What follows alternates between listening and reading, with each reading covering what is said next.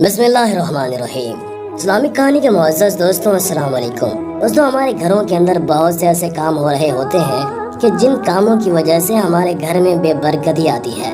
یہی کام ہمارے گھر میں پریشانیوں کا سبب بنتے ہیں۔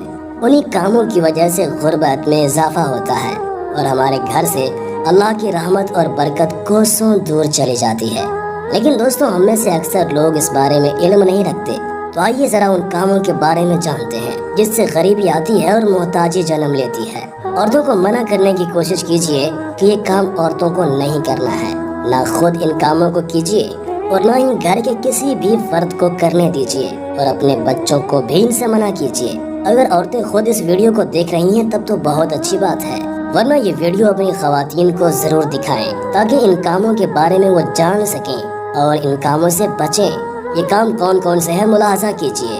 یاد رہے، ننگے سر کھانا پکانے سے بھی گھر میں بے برکتی آتی ہے۔ اس لیے عورتوں کو چاہیے کہ کھانا بناتے وقت اپنے سر کو دوپٹے سے اچھی طرح ڈھانپ لیں۔ اسی طرح ننگے سر برتن دھونا یا کپڑے دھونے سے بھی گھر میں غریبی آتی ہے اور بے برکتی جنم لیتی ہے۔ عورت کو چاہیے کہ اپنے سر کو ننگا نہ رکھے، کیونکہ عورت کے لیے حکم ہے کہ اس کا ایک بال بھی کسی غیر محرم کو نظر نہیں آنا چاہیے۔ اسی طرح فجر کی نماز کے بعد سو جانا بھی گھر میں بے برکتی لاتا ہے۔ یاد رہے کہ یہ وقت اللہ کی رحمتوں اور برکتوں کے نزول کا وقت ہوتا ہے اور اسی وقت انسانوں کا رزق تقسیم کیا جاتا ہے۔ لیکن انسان اس وقت غفلت کی نیند سویا رہتا ہے تو اس وقت کا سونا اس کے لیے غربت کے آنے کا سبب بن جاتا ہے اور انسان سارا دن مارا مارا پھرتا ہے۔ مہمان کے آنے پر ناراضگی کا اظہار کرنا، جی ہاں، اس سے بھی گھر میں بے برکتی آتی ہے اور غریبی آتی ہے۔ گھر پہ مہمان کے آنے پر خوش نہ ہونا بلکہ یہ سوچنا کہ یہ کیوں آ گیا ہے، منہ بنانا، یہ بات بھی اللہ کو بہت ناپسند ہے۔ مہمان کو تو اللہ کی رحمت کہا گیا ہے، اس لیے جو کوئی بھی مہمان کی آمد پر ناراض ہوتا ہے اس کے گھر میں بھی غریبی آتی ہے۔ یاد رہے کہ مہمان کے بارے میں کہا جاتا ہے کہ مہمان اپنا رزق اپنے ساتھ لے کر آتا ہے۔ اس لیے یہ نہیں سوچنا چاہیے کہ مہمان کی آمد پر آپ کے رزق میں فرق پڑے گا۔ عورتوں کی عادت ہوتی ہے کہ وہ اکثر گھر کا دروازہ کھول کر کھڑی ہو جاتی ہیں اور دوسری عورتوں سے باتیں کرتی رہتی ہیں۔ ایسا کرنے سے بچنا چاہیے، اس سے بھی غریبی آتی ہے۔ اور اسی طرح سے باتھ روم میں بغیر کسی وجہ کے باتیں کرنا، یہ کام بھی ایسا ہے جو گھر میں غریبی کو لاتا ہے۔ یاد رہے کہ باتھ روم میں باتیں کرنے کی سخت ممانعت آئی ہے۔ بہت شدید ضرورت ہو تو بات کریں ورنہ اس کام سے بچیں۔ اسی طرح باقی کچھ ایسے کام ہیں جو سب لوگ کرتے ہیں، عورت ہو یا مرد، سب کو ان سے بچنا چاہیے۔ نبی اکرم صلی اللہ تعالیٰ علیہ وسلم نے فرمایا، اللہ تعالیٰ فرماتا ہے، اے آدم کی اولاد، تو میری عبادت کے لیے یکسو ہو جا، میں تیرا سینہ استغنا اور بے نیازی سے بھر دوں گا اور تیری محتاجی دور کر دوں گا، اور اگر تو نے ایسا نہ کیا تو میں تیرا دل مشغولیت سے بھر دوں گا اور تیری محتاجی دور نہ کروں گا۔ دوستو، غربت اور محتاجی 6 چیزوں کی وجہ سے آتی ہے۔ نمبر 1، جلدی نماز پڑھنے سے محتاجی اور غربت بڑھ جاتی ہے۔ نماز میں رکوع اور سجدہ وغیرہ سکون اور اطمینان کے ساتھ ادا کرنا ایک اہم ترین رکن ہے۔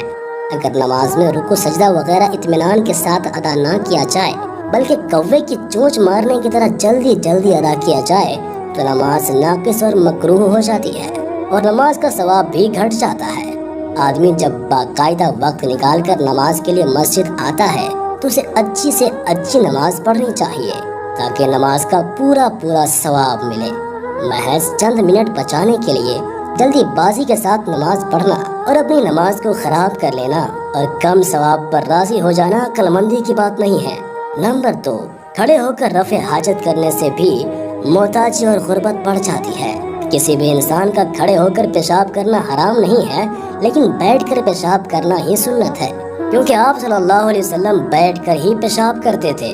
اس لیے کہ بیٹھ کر پیشاب کرنے میں سادہ سطر پوشی ہوتی ہے اور بدن چھپ جاتا ہے، اور اسی حالت میں پیشاب کے چھینٹوں سے بھی حفاظت ہوتی ہے، جبکہ کھڑے ہو کر پیشاب کرنے میں ڈر بھی لگا رہتا ہے کہ شاید بدن پر کوئی چھینٹا پڑ جائے گا۔ نمبر 3، کھڑے ہو کر پانی پینے سے بھی محتاجی بڑھ جاتی ہے۔ حضرت علی رضی اللہ تعالیٰ عنہ کے پاس باب الرحبہ میں پانی لایا گیا تو انہوں نے کھڑے ہو کر پیا اور فرمایا کہ لوگوں میں سے بعض کھڑے ہو کر پانی پینے کو مکروہ سمجھتے ہیں، اور میں نے نبی اکرم صلی اللہ علیہ وسلم کو ایسا ہی کرتے دیکھا۔ جس طرح تم نے مجھے کرتے ہوئے دیکھا، اس سے معلوم ہوتا ہے کہ کھڑے ہو کر پانی پینے کی اجازت ضرور ہے، لیکن ایسا اس وقت کیا جا سکتا ہے جب قریب کوئی بیٹھنے کی جگہ نہیں مل رہی ہو۔ اصل سنت بیٹھ کر ہی پینا ہے اور بیٹھ کر ہی پینا چاہیے۔ نمبر 4، منہ سے چراغ بجھانا۔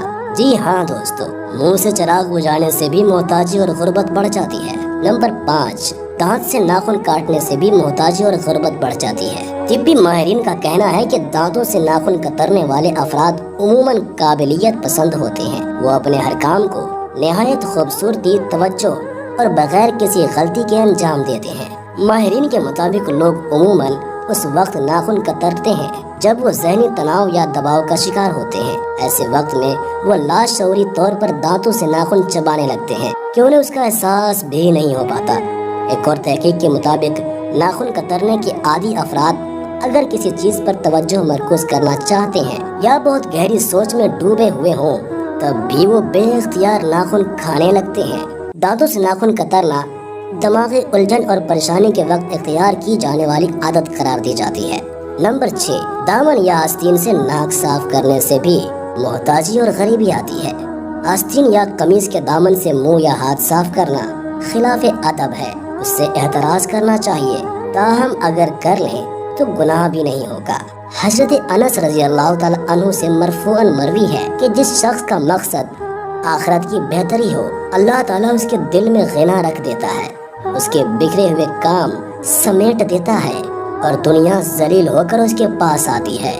اور جس کا مقصد صرف دنیا کمانی ہو، اللہ تعالیٰ اس کی آنکھوں کے درمیان محتاجی رکھ دیتا ہے، اس کے کام بکھیر دیتا ہے اور دنیا اسے اتنی ہی ملتی ہے جتنا اس کا مقدر ہے۔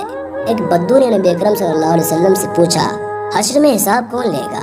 آپ صلی اللہ علیہ وسلم نے فرمایا، اللہ۔ وہ خوشی سے جھوم اٹھا اور چلتے چلتے کہنے لگا، با خدا، تب تو ہم سب نجات پا گئے۔ آپ صلی اللہ علیہ وسلم نے پوچھا، وہ کیسے؟ اس نے عرض کی، یا رسول اللہ صلی اللہ علیہ وسلم، اللہ تعالیٰ کریم ہے اور کریم جب قابو پا لیتا ہے تو معاف کر دیتا ہے۔ وہ چلا گیا، مگر جب تک نظر آتا رہا حضور اکرم صلی اللہ علیہ وسلم اس کا جملہ دوہرا کر فرماتے رہے، اس نے اپنے رب کو پہچان لیا۔ اللہ تعالیٰ ہم سب کو اپنے پیارے نبی صلی اللہ علیہ وسلم کی سنتوں پر عمل کرنے کی توفیق عطا فرمائے، آمین۔ ویڈیو پسند آئی ہو تو ویڈیو کو لائک کرنے کے ساتھ ساتھ دوستوں کے ساتھ شیئر کرنا ہرگز مت بھولیے گا۔ اپنا اور اپنے پیاروں کا بہت سارا خیال رکھیے گا۔ اللہ حافظ۔